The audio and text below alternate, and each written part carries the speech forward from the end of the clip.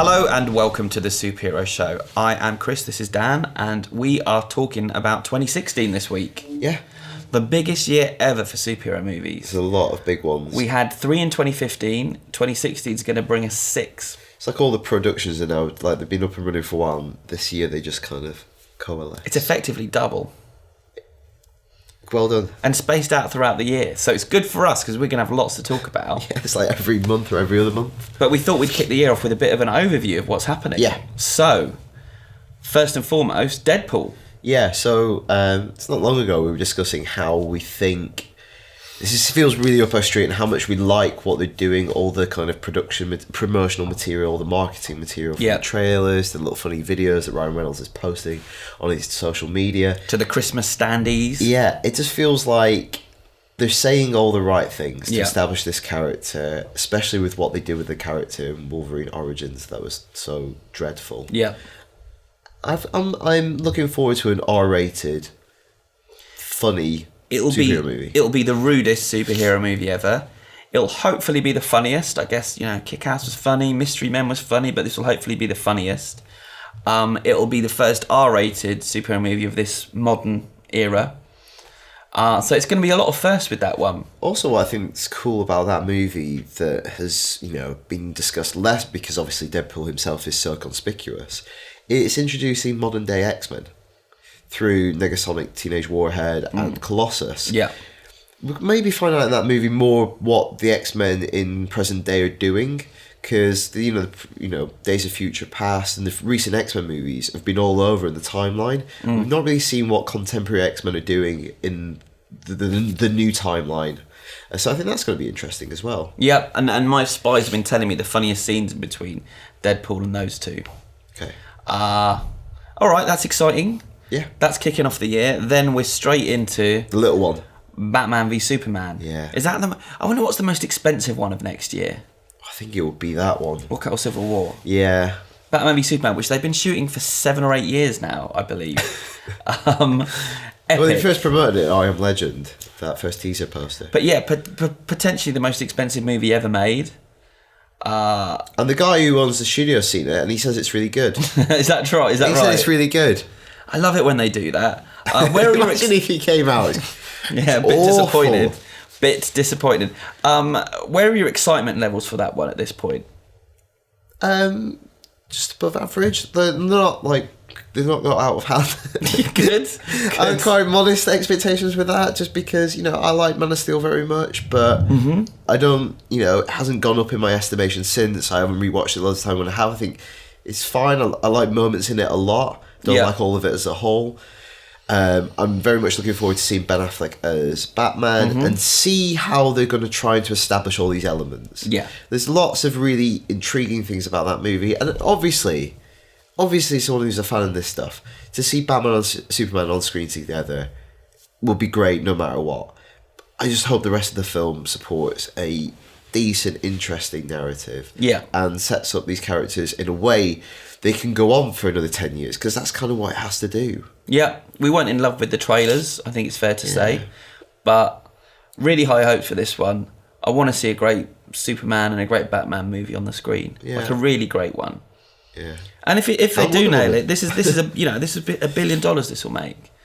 So yeah, I think he'll do well regardless. Like just the draw of those two characters, Batman alone, I think we'll see it okay. But it'll have a huge opening weekend. It's just whether it can sustain it. It's going so early though. There won't be a lot of competition against it. The next blockbuster coming out in the summer is Captain America: Civil War. Yeah, so Marvel's biggie. Part 1. No, it's not part 1. That's the next ones. I was like, oh my god, what's happened? Yeah, this is exclusive. But I think that picks up on the very real danger of the movie. It's got all these characters in it, and looking back at the Avengers: Age of Ultron, it's a really fun movie, but it feels like a team-up comic. There's so much in it. It's big. Also, it's trying to set up Black Panther and all these sort of things. I hope, because I rewatched Winter Soldier the other day, and it's really good. It's really good and really focused on him as a character. Yeah. There's characters that live within his world, immediate world, and a big event. Yeah. I hope this still has that degree of focus. Yeah. Rather than trying to let's bring in this character, we need to set up that character. I hope it has focus. Yeah. You can do that with lots of characters, but I just hope it does. I agree. It tells a tight, quite specific story rather than... And I hope it's not kind of a joining film. Yeah. You know, that's setting stuff up and cutting stuff off from the past one. And it's like, I hope it stands alone on its own 2 feet in a way that it feels like 1 or 2 of these Marvel sequels haven't been able to. Yeah, and when we talked about Winter Soldier, we said it's like a bit of a buddy movie because like Black Widow's so prominent. But rewatching it, it's like it's really a lot about Captain America bringing elements from his past, questioning his values. He has a moment with Agent Carter. He has a moment with Bucky. It's really about him, and I just hope he doesn't get lost in all of it because I think Chris Evans is exceptional in that role. I hope we get some death as well. And not kind of the Age of Ultron kind of... I don't know. Mean something. Yeah, exactly. Let's kill exactly. Spider-Man. Don't just introduce a character to kill them. Yeah. But yeah, I want the stakes to be really high. Yeah, in and I this. hope they just do the Black Panther, Spider-Man stuff in a elegant way. Next up, X-Men Apocalypse. I nearly got it wrong. Another big ensemble movie. Yeah. So you've seen footage of this at Yeah. Comic-Con, which I haven't, and the trailer's apparently attached to The Force Awakens, so everyone will be seeing it really soon. Yeah, I liked what I saw. Yeah. I like the X-Men movies though, and I really like this current iteration. I like the actors. I like the historical dimension. Yeah, I like the fashion. I want to see leggings. I think Bryan Singer really knows what he's doing. This will be his 4th superhero movie. Yeah, and I like the Simon Kinberg quote where he talks about the X-Men movies being operatic. And that's how they feel. It's like you're spanning like time and dimensions, and it's just big. It's really big, bold comic book stuff. Yeah. And I like the going back to the comics where a lot of the Fox stuff is trying to do its own thing. They go back to the X-Men source material for their villains, their big like plot points. And I think Days of Future Past suffered from being quite confused as to who its villain was or what its villain was. Was it Magneto? Was it Dinklage's character? Whereas this one, it feels like it's going to revolve around a very interesting and compelling villain that is so popular in the comics, and I think could make a really interesting... Yeah, played by a great actor as well, Oscar Isaac. Big year for him. Yeah. Next up, Suicide Squad. Yeah. So 2 Batman movies in 1 year. Yeah, Batman. That's massive. Yeah, and this is the really interesting one because whole range. You know, if Batman v Superman is setting up lots of characters and lots of potential future plot lines, this is doing even more. Yeah. Lots of some recognisable characters, a lot of unknown characters for a mainstream audience. I do wonder whether a lot of these characters have been set up for other movies. So you'll see X villain turn up in the Aquaman movie, another villain turn up in the Flash. So trying to like do rapid world building. Yeah. Because Marvel bought their time, seeded things. DC need to like get everything up and running next year. Yeah, I think it was David Ayer talking to Empire magazine, he was saying that like he's trying making a movie where each of them are worthy of their own standalone film. Like that's how he's pitching it, which is, I don't know how you do that in the space of 2 hours, but I don't know. I feel like this is the biggest unknown quantity. It's the worst. The dynamic's different on it. Like we've had anti-heroes before. Like people make the case that Wolverine's a bit of an anti-hero. These are villains as heroes. I think it goes beyond anti-hero, really. Yeah. And it's a lot of them. I think it's the most chancy one coming out. Yeah, but David Ayer is a really good director. I've not seen Fury, but I really like End of Watch a lot. Yeah, no, he's a good director. Really good and finally, Doctor Strange. Yeah, coming out at the end of the year. About this one. What a cast! Yeah, this is just a brilliant. It's the most actorly cast they've ever had. Yeah, like proper actors. Yeah, 2 or 3 of my absolute favourite. So Tilda Swinton, Benedict Cumberbatch, Chiwetel Ejiofor. Yeah. And Mads Mikkelsen. Mads well. Mikkelsen. We don't know what he's playing yet. No. Some really good talent in there. Yeah, interesting director Scott Derrickson, whose background is in horror. Yeah, we've seen. So I saw the trailer that Scott Derrickson put together for D23. I saw that at Disney presentation where it was like a lot of concept artwork of potential sequences in the movie, and it looked really trippy. It looked like Steve Ditko panels where like reality's melting and he's walking in astral planes. There's going to be some weird stuff in that movie, and I hope they like hold their nerve and really embrace it. But Doctor Strange has always been like a pet favourite of Kevin Feige's, so I'm sure he's he knows what's right for that character. Yeah, and I just hope it has a darkness that some of the Marvel films have been lacking. You know, that's what's kind of set DC and Marvel apart recently, is the lightness of touch with the Marvel movies and the dark of DC. And I feel like it's hopefully going to go more in that direction, which you and I are kind of more excited about. That kind and also, like, I think also a protagonist who is, you know, I guess Tony Stark is a little bit, but Stephen Strange a bit more of a dick. Yeah. Like, yeah. Not immediately likable, not immediately good all the way through. I don't know. I'm looking forward to having that kind of guy in the Marvel Universe. Yeah. All right, so if you could only see one of these films tomorrow, which one would it be? I would like to see Doctor Strange, because I think it's, you know, I've seen a lot of those other characters before on the big screen. That's the most out there, and I think it holds the keys to a new part of the Marvel Universe. What about you? I'm going to say Batman v Superman. Just because it could open up such a, you know, an amazing future for kind of superhero movies. So yeah, lots to look forward to. Well, yeah. So we're going to do our predictions on who takes the most money later in the year, aren't we? Yep, that we are. I'll do that just yet. Let's do some feedback. I'll go first. Okay. No, you can go first. Okay. This is from Alex Lutkin. Just wondering what your thoughts are on who should play Shazam against The Rock. I personally can only see Channing Tatum in the role. He's charismatic, funny, and has the physicality to go head-to-head against The Rock.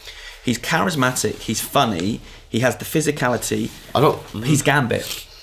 That's a slight problem. Have you seen The Rock? I don't think anyone on earth has the physicality to go against The Rock. Hulk Hogan. Shazam. I'm sure he'd do it. I'm sure Hulk Hogan would be quite happy to get that role. The Rock looks like a mountain that has a face. Yeah. Yeah, I think he would be good, but no, he's tied up. Be good though. Send us in your casting ideas for Shazam. An email. This says, "Hello, I'm Ilka Torlak from Turkey. Yes, you have viewers here too. Hello, Ilka. Here is a topic for you. The movies that were so bad it is good. For me, it is the fantastic 1993 The Meteor Man. I'm sure you have many for yourself as well. I can hear one of you saying Howard the Duck." Do you want to say it? No, because I don't think it's good. Oh, I don't think it's so bad. No, not really. No. Okay. Nope. I was taking Gav to task about it actually the other day. When we did shouting at him when in we the did the corner. shout. No, when we did on the show, just because, like, I probably watched it three times maybe when I was a kid, just because it was called Howard the Duck and it was in the video store. We just kept renting it, and every time I'd be like, you know, 8-year-old me was like, why am I still watching this? I'm not enjoying this at all. Yeah. And he said he watched it a lot, and I think after 2 or 3 times, why would you keep watching it? Simple. But Meteor Man, I haven't seen that since it came out. I've never seen that. Yeah, well, maybe we should do a show on the ones that are so bad they're good, even though I don't like that as a concept, because I think either stuff's good or bad. Or we could just say really bad ones, because I've never seen the Man-Thing film they made several years. It's Marvel licensed it. They did a Man-Thing movie that went straight to DVD. And I wanted to do us ranking the Fantastic Four movies, because I watched Corman's. I watched the Corman one to prep for that, and I don't think we ever did it, did we? No. But yeah, we should do that. Or we were even talking about maybe each week looking at an old sort of lesser seen superhero movie. Yeah. I think that's a good idea. Let's do that this year. The Shadow and the Phantom and those kind of... Is Zorro a superhero? Don't get started on that. Don't bring That's up another Zorro. show. Archie is written in, why not have an episode about the powers heroes have? Which ones are the most useful? Which ones are the best? How does it affect the hero? Does the hero need it? And of course, which one are your favourites? Should we do a show on that? Do that one as well. Did we do all this behind the scenes? I feel like we did a show on that. What best power? I don't think so. If you could have any power, what would it be? I'm sure we did that. I don't know. Like, we are notorious for forgetting what we've done. Yeah, like we've never done the same show twice by accident. Unless you actually really look hard and see that we did do the same show twice by accident. I'll remember that. That's supposed to be a very revealing question that a lot of psychologists ask. Like, would you rather be able to fly, or would you rather be invisible? Yeah. And we have discussed that on the show, because I said fly. Yeah. Because if you pick invisible, you're a pervert. Well, you only do invisible to get girls. Or get them. Or see them. Not to get and them. You can get them if you fly. You're going to pull if you fly. You're going to hook up. This is directly for you, this one, Daniel. It's from Ivan Endahiro. And he says, could you please do a review on the Lego Marvel Avengers Quinjet chase? Please. Yeah, I'll have a word, get that in. I don't really know what that is. It's a Lego set they've brought out a year ago for the Avengers movie. Right. They might not have any of them left. Why didn't you do a review of it a year ago? Had a lot on. We did a lot. They didn't send it in. All right. I'm not made of money. Watch this. Lego's expensive, mate. But I'll look into that. I'll look into it. Good. Well, that's it for this week. Yes. What's the address again? Supershow@ign.com. Yeah, do write to us with suggestions for shows, as ever. Yeah. Helps us. And yeah, keep it right here on IGN for all your superhero needs.